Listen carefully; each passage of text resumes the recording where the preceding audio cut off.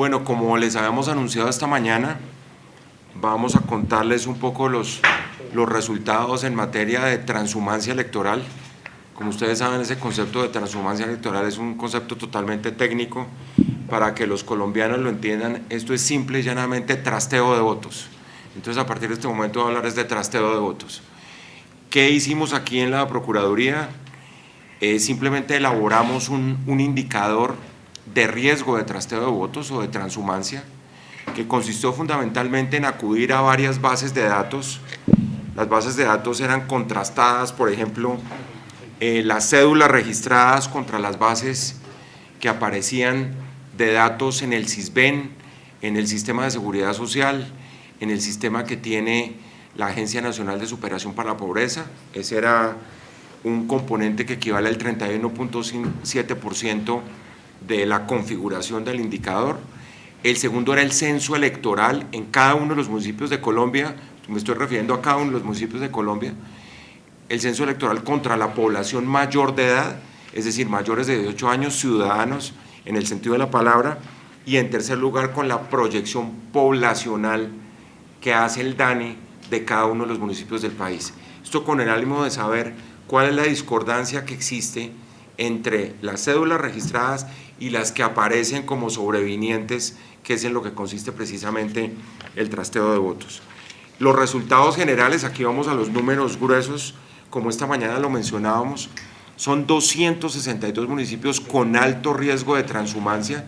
Este es un número bastante importante porque es cerca de cuarta parte de los municipios del país, que están, por supuesto, como lo decía, en esa condición del 24%, una condición de riesgo medio, donde está el 74%, y de riesgo bajo el 3% de los municipios del país.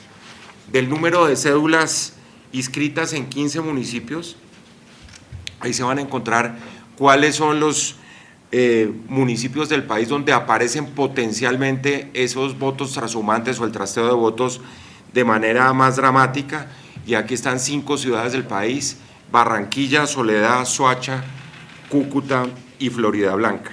Ustedes ven en la primera columna el número de cédulas inscritas y en la segunda los potenciales transhumantes. Por supuesto, estamos hablando de inscripciones, de nuevas inscripciones que le van a permitir a la gente ejercer el derecho al sufragio el 27 de octubre. Los municipios con inscripciones atípicas del 2019 al 2015, ustedes recuerdan que esto es importante simplemente para consolidar un histórico, y ahí hay una buena cantidad de municipios en 7, 8 departamentos, en donde las cédulas inscritas, la cifra de la segunda columna es un porcentaje, es el 122%, por ejemplo, en el municipio de Urrao, en Antioquia. Todo esto para corroborar lo que ha sido la elaboración de una metodología que ha adelantado nuestra oficina de planeación y nuestro grupo de control electoral en el mapa de Colombia, como lo van a ver más adelante, para determinar dónde están los riesgos electorales el próximo 27 de octubre.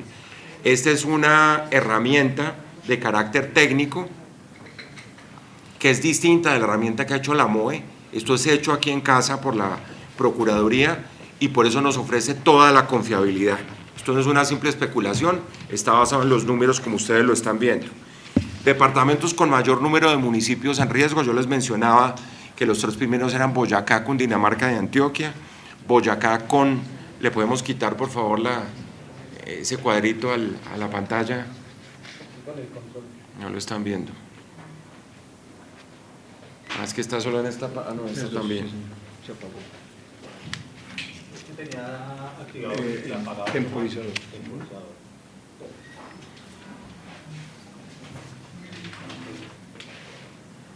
Bueno, si quieren lo miramos en esta para avanzar. Los departamentos con el mayor número de municipios en riesgo son Boyacá con 56 municipios en riesgo, Cundinamarca con 40, Antioquia con 35, Santander con 21 y Norte de Santander con 13. Aquí lo difícil es establecer como una categorización de la razón de ser de esta transhumancia. Uno puede elaborar una hipótesis que es una hipótesis que habría que corroborar. Hay algunos que son municipios de frontera, hay algunos que son municipios donde hay poblaciones que están en migración por razones, por ejemplo, de explotación minera, hay otra serie de municipios que tradicionalmente son los municipios donde el clientelismo se ha apoderado de la realidad de esos municipios o de esos departamentos. Los municipios con mayor riesgo de trasteo de votos, de transhumancia, son en estos 5 departamentos: en el departamento de Vaupés, el municipio de Taraira, en norte de Santander, el municipio de San Cayetano, Restrepo en el departamento del Meta, Puerto Colombia en el departamento del Atlántico y Puerto Gaitán en el caso del departamento del Meta. Como ven, aquí hay algunos de estos municipios donde hay un gran influjo de la industria petrolera. En el caso de San Cayetano lo hay también, y fuera de eso es municipio casi que de frontera, como es el municipio de Taraura en el departamento del Vaupés. De manera que en términos generales tenemos un riesgo de transhumancia o de trasteo de votos en 27 de los 32 departamentos del país. Esta es una cifra bastante preocupante. Ahí ven el mapa de Colombia, le estamos entregando a ustedes pues esta presentación para que la tengan. Está clarísimo, el índice alto está en rojo, el índice medio está en amarillo y en aguamarina está el índice bajo. ¿Por qué es importante todo esto? Porque esta es una información que le estamos pasando a nuestros procuradores regionales, que como ustedes saben son 32, hay uno por departamento del país, y provinciales, que son más de 50 en las regiones del país. Y vamos a hacer visitas, como vamos a hacer visitas en el caso de las campañas electorales, con criterios además en unos casos por quejas de la ciudadanía o con criterio aleatorio, simplemente examinar dónde se deben dar esas visitas. ¿Por qué es todo esto importante?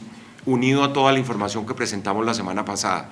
La semana pasada, ustedes recuerdan, presentamos casi 700 candidatos inhabilitados, porque a partir de agosto del 2017 aquí se configuran delitos. El delito como tal de la transhumancia electoral lo es desde agosto de 2017. Antes se configuraba como una falsedad y por ende era mucho más difícil la investigación y por supuesto la sanción en esta materia. Hoy en día estamos hablando de un delito que está tipificado como fraude en inscripción de cédulas, un delito además que tiene una pena de 4 a 9 años y una multa de 50 o 200 salarios mínimos. Por eso es clave las investigaciones que va a hacer la Fiscalía General de la Nación. Ustedes recuerdan, la semana pasada con el fiscal le entregamos la información de los 684 inhabilitados. Yo entiendo que los partidos a nivel interno están haciendo una reflexión de qué fue lo que sucedió y se están abriendo los procesos al interior de los partidos. El Consejo Nacional Electoral, esta mañana estaba hablando con el vicepresidente del Consejo en la actividad que se dio en la Universidad Javeriana, está también tomando la determinación de iniciar las investigaciones administrativas que llevan a sanciones administrativas, pero lo nuevo acá es que desde el 2017 estamos hablando de investigaciones penales porque se trata de delitos. ¿Por qué esto es importante? Porque estamos llamando a la ciudadanía a que haga las denuncias. Si hay alguien que es no solo la víctima, sino que lo convierten en el protagonista de este delito, los mercaderes de votos en Colombia, es el ciudadano, que se acerque a las procuradurías, a la fiscalía, a las personerías y denuncie a esos mercaderes de votos. Esta es una de las prácticas más arraigadas en la patología de lo que pasa en las elecciones en Colombia. Yo les decía ayer que el plato favorito de las organizaciones criminales dedicadas a la compra y venta de votos, pues por supuesto son estas épocas preelectorales. Luego sí que vale la pena pensar en que la ciudadanía se sume a esto que está haciendo la Procuraduría General de la Nación, que es el diseño de esta herramienta técnica con ese propósito. También, ¿qué hay para anunciar? La semana entrante en la ciudad de Barranquilla vamos a presentar en una hackathon, que ustedes saben es una actividad que tiene como propósito encontrar nuevas aplicaciones en la lucha contra la corrupción. La Procuraduría va a presentar una aplicación para que la ciudadanía denuncie cualquier tipo de publicidad ilegal que se presente en los municipios o en los territorios de Colombia, que se denuncie la publicidad ilegal en materia de pasacalles, de pendones, de afiches, de pancartas con el ánimo de poner una georreferenciación en la aplicación que va a entregar la Procuraduría. Ese es un elemento que vamos a presentar la semana entrante. También tenemos que contarles que hemos hecho más de 854 visitas para verificar el cumplimiento de ley de garantías y estamos atentos actuar en el caso de la intervención en política de los servidores públicos. Ustedes recuerdan lo enfáticos que hemos sido en que aquí los funcionarios públicos no pueden intervenir en política. Eso rompe el equilibrio electoral. No estamos en un grado de madurez política en este país como para pensar en que los funcionarios públicos puedan hacer política. El último tema es el seguimiento que está haciendo la Procuraduría General de la Nación a la inscripción de ciudadanos venezolanos, a ciudadanos que tienen cédula de extranjería, que como ustedes saben, ciudadanos con cédula de extranjería pueden votar por los consejos municipales y las alcaldías, pero también se puede prestar a cualquier tipo de prácticas fraudulentas. Lo que queremos decir es que tenemos un grupo de control electoral que ha sido reconstituido, que ha tenido además una actividad permanente en los últimos procesos electorales, y a lo que estamos dispuestos es a demostrar que esos delitos electorales que se crearon en el 2017 no pueden ser letra muerta, sino que la Procuraduría, conjuntamente con la Fiscalía, va a estar atenta a que se den las investigaciones y vengan las sanciones para que los delincuentes electorales que han pululado por el país en tantas ocasiones, esta vez lo piensen dos veces, porque hay nuevas armas en materia de delitos y hay un solo frente de todas las instituciones para tratar de que el peso de la ley caiga sobre quienes incurran en ese tipo de prácticas. Ahí les dejamos la presentación para que ustedes se lleven las cifras. Señor Procurador, de pronto se tiene un caso puntual de que ya se estén trayendo como cédulas de venezolanos para que voten en determinado municipio. Bueno, por supuesto hay todo tipo de especulaciones y rumores con lo que está sucediendo en los municipios fronterizos, pero tenemos que verificar efectivamente que ese tipo de circunstancias se estén dando. Tenemos prendidas las alarmas y en ese sentido, digamos que la supervigilancia y el monitoreo de la inscripción de cédulas en los municipios fronterizos se va a hacer con mucho más celo que en el resto del país. Doctor, el tema de la transhumancia, cuando ustedes hablan de los riesgos, ¿en qué se representa o que han detectado ya como buses, planes para llevar a la gente, el tráfico de cédulas? ¿En qué miden o cómo determinan ese riesgo? Sí, ahí hay que acudir a las prácticas tradicionales que de alguna manera corrompen el sistema electoral colombiano, que tienen que ver con eso, tienen que ver con el día de las elecciones. Ustedes recuerdan que los recientes escándalos a nivel de investigaciones desde el punto de vista electoral se encontraban montones de cédulas acumulados en las oficinas, en las casas blancas y cosas por el estilo que se dieron en algún departamento de la costa. Luego eso es muy importante porque al fin y al cabo lo que estamos demostrando es que esta vez sí disponemos de herramientas legales y por eso insisto, para quienes vayan a protagonizar esas prácticas, piénsenlo antes de hacerlo porque esta vez estamos todos unidos y con nuevas herramientas tratándose sobre todo de delitos contra el sufragio y de delitos que comprometen la democracia colombiana. Pero en concreto, ¿qué riesgos han visto hoy? O sea, ¿ya ven esas cédulas o ya la gente se les acerca y les hace la denuncia verbal? ¿Cómo es? No, lo que hemos hasta el momento es demostrado que esta herramienta da unos resultados objetivos en términos cuantitativos, en términos de que han aumentado el número de inscripciones en determinadas regiones del país, en determinados municipios, y que ese de por sí es un indicador que lleva eventualmente a que se esté cometiendo una actividad irregular. Por eso esto es el punto de partida de investigaciones que va a adelantar la Procuraduría a nivel regional. Los procuradores de esos departamentos a nivel regional y de esos municipios a nivel provincial estarán atentos a adelantar esas investigaciones, a ver qué es lo que está pasando con el tráfico de cédulas y posteriormente con el tráfico de votos el día de las elecciones. Señor Procurador, respecto a todo esto que usted plantea y al anterior informe, ¿qué le han dicho los partidos políticos? Pues que debido, usted también señaló, y la Fiscalía, que tienen una gran responsabilidad de que sigan pasando este tipo de conductas, en especial con los cerca de 700 candidatos inhabilitados. Sí, como ustedes saben, hasta el momento no ha habido respuesta porque la obligación de la Procuraduría era entregar esa información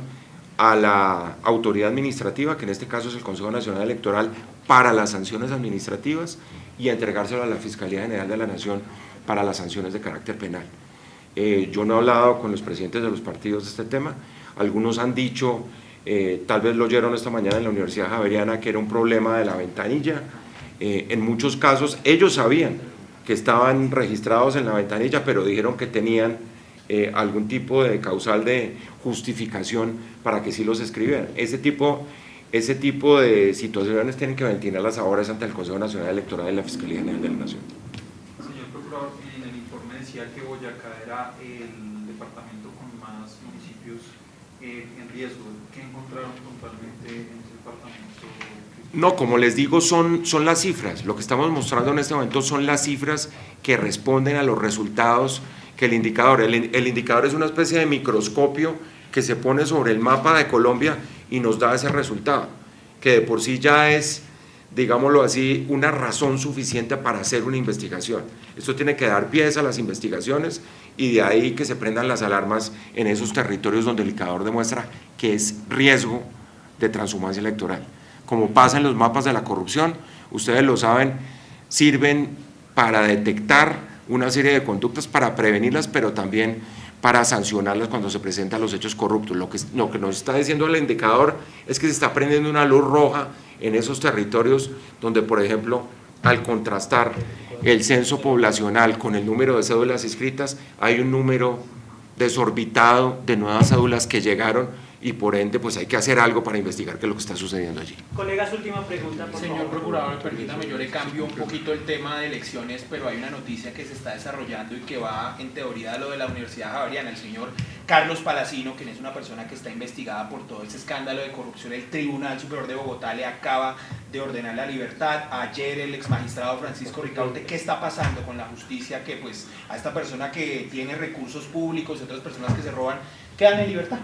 Sí, lamentablemente ustedes saben, la morosidad en la justicia es una de las fallas estructurales del sistema judicial colombiano y lo triste es que el vencimiento de los términos, que es una garantía universal, que después de determinado número de meses, si no se le logra probar la culpabilidad a una persona, pues simplemente hay que dejarlo en libertad, se convierta en un aliado de la impunidad. Nosotros no podemos permitir que la morosidad y que por culpa de la morosidad judicial se produzca impunidad en Colombia.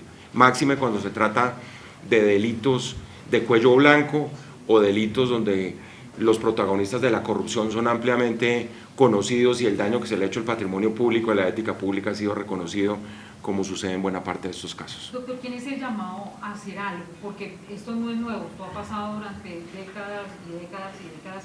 ¿Quién es el llamado a tomar una acción frente a esta situación? ¿Es un problema de plata, es un problema de voluntad? ¿Quién debe...? Yo creo que es un problema sistémico, además, que hay que abordar desde el punto de vista de la reforma a la justicia. Cuando nosotros estábamos diciendo, y perdónenme que se lo conteste de esta manera, nosotros hemos tomado el liderazgo conjuntamente con las altas cortes de la digitalización de la justicia. Cuando uno logre agilizar los procedimientos, comprometer a los jueces a fallar dentro de determinados plazos con el único propósito de que no se presenten estas situaciones, es cuando encuentra la utilidad de las herramientas de la tecnología de la información.